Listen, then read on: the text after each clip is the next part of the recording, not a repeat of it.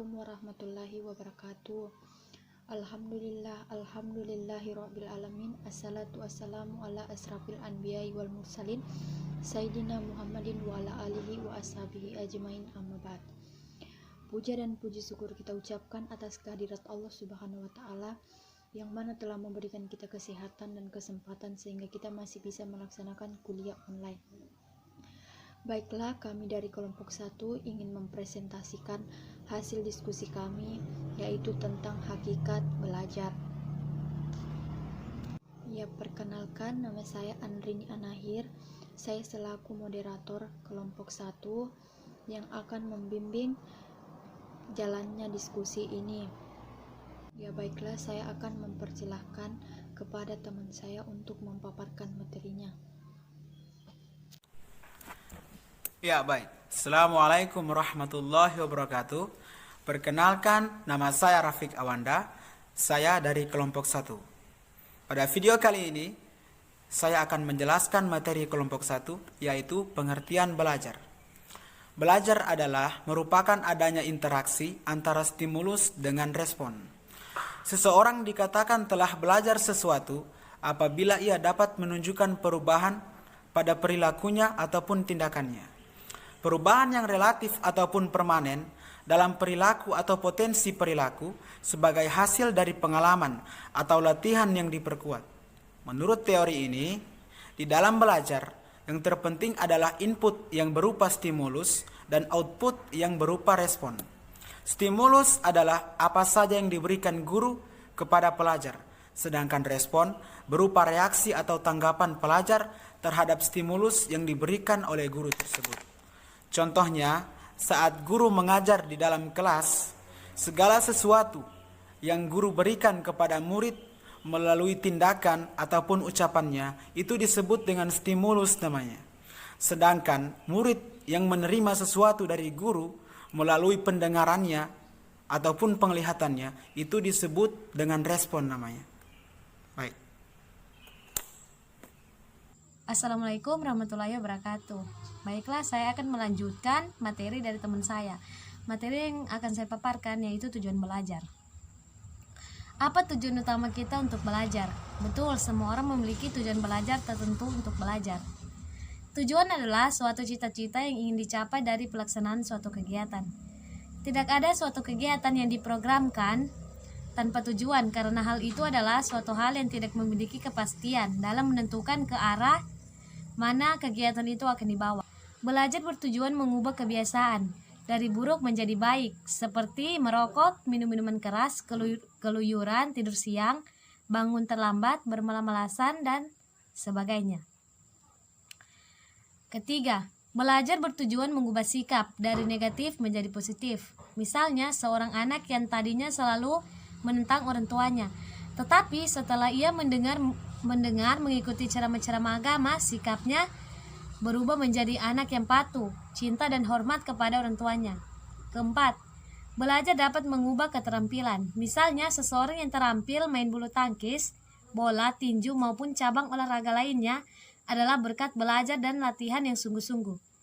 Yang kelima, belajar bertujuan menambah pengetahuan dalam berbagai bidang ilmu. Dalam kaitan hal ini, pendidikan lebih cenderung memperhatikan dalam penyaluran ilmu pengetahuan atau transfer of knowledge. Baiklah, selanjutnya akan dipaparkan oleh teman saya.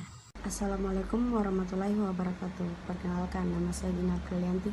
Saya akan menjelaskan tentang prinsip belajar. Prinsip belajar adalah landasan berpikir, landasan berpijak, dan sumber motivasi agar proses belajar mengajar dapat berjalan dengan baik antara pendidik dan peserta didik. Prinsip ini dijadikan sebagai dasar dalam upaya pembelajaran baik bagi siswa maupun bagi guru dalam upaya mencapai hasil yang diinginkan. Terima kasih. Assalamualaikum warahmatullahi wabarakatuh.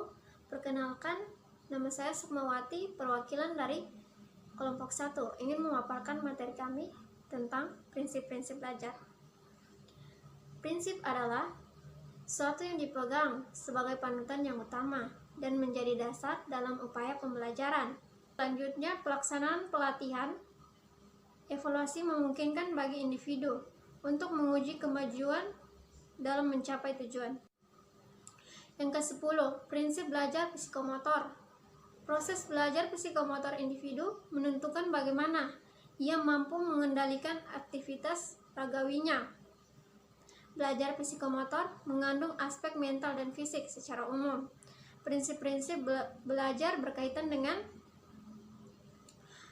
perhatian dan motivasi, keaktifan, keterlibatan langsung atau pengalaman, pengulangan, tantangan, balikan dan penguatan. Dan yang terakhir, perbedaan individual. Sekian atas perhatian Anda. Mohon maaf apabila ada salah kata yang saya ucapkan. Wabillahi taufiq wal hidayah. Wassalamualaikum warahmatullahi wabarakatuh. Assalamualaikum warahmatullahi wabarakatuh. Perkenalkan, nama saya Nur Afila. Saya akan memaparkan materi unsur-unsur belajar. Unsur belajar sangat diperlukan dalam proses pendidikan, terutama bagi siswa dan guru itu sendiri. Kronberg tahun 1954 dalam Nanas Saudi Sukmadinata tahun 2007 mengemukakan adanya 7 unsur utama dalam proses belajar, yaitu sebagai berikut. 1. Tujuan. Belajar dimulai karena adanya suatu tujuan yang ingin dicapai. Tujuan ini muncul untuk memenuhi suatu kebutuhan. 2. Kesiapan. Untuk dapat melakukan perbuatan belajar dengan baik, anak atau individu perlu memiliki kesiapan, baik kesiapan fisik maupun psikis. Kesiapan yang berupa kematangan untuk melakukan sesuatu, maupun penguasaan pengetahuan dan kecekapan-kecekapan yang mendasarinya. 3. Situasi. Kegiatan belajar berlangsung dalam suatu situasi belajar. Dalam situasi belajar ini terlihat tempat, lingkungan sekitar, alat dan bahan yang dipelajari, orang-orang yang turut bersangkut dalam kegiatan belajar, serta kondisi siswa yang belajar. Interpretasi dalam menghadapi situasi, individu mengadakan interpretasi, yaitu melihat hubungan di antara komponen-komponen situasi belajar, melihat makna dari hubungan tersebut dan menghubungkannya dengan kemungkinan pencapaian tujuan. 5. Respons. Berpegang kepada hasil dari interpretasi, apakah individu mungkin atau tidak mungkin mencapai tujuan yang diharapkan, maka ia memberikan respon. 6. Konsekuensi. Setiap usaha akan membawa hasil, akibat, atau konsekuensi, entah itu keberhasilan ataupun kegagalan. Demikian juga dengan respon atau usaha belajar siswa. Apabila siswa berhasil dalam belajarnya, ia akan merasa senang, puas, dan akan lebih meningkatkan semangatnya untuk melakukan usaha-usaha belajar berikutnya. 7. Reaksi terhadap kegagalan. Selain keberhasilan, kemungkinan yang lain diperoleh siswa dalam belajar adalah kegagalan. Peristiwa ini akan menimbulkan perasaan sedih dan kecewa. Reaksi siswa terhadap kegagalan dalam belajar bisa bermacam-macam. Kegagalan bisa menurunkan semangat, tetapi bisa juga sebaliknya. Kegagalan membangkitkan semangat yang berlipat ganda untuk menembus dan menutupi kegagalan tersebut. Ya, sekian pemaparan materi dari saya. Saya ucapkan terima kasih. Assalamualaikum warahmatullahi wabarakatuh. Baiklah, itulah hasil diskusi kelompok kami. Jika ada kekurangan mohon dimaafkan. Saya akhiri dengan ucapan wabillahi taufiq wal hidayah. Wassalamualaikum warahmatullahi wabarakatuh.